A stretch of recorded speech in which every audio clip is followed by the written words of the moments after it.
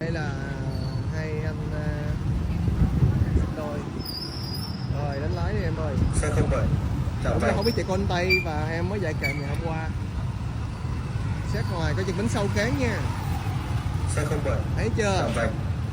Đừng có nghiêng sâu quá.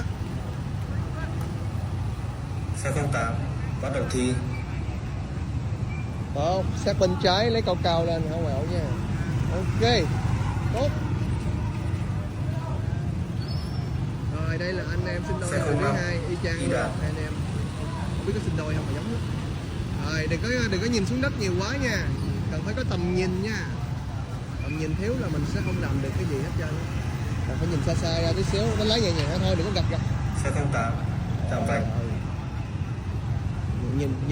Nhìn vạch với cái đôi mắt cái yêu thương dịu dàng một chút đi, nó không có bị cán. Xe 09 bắt đầu thi.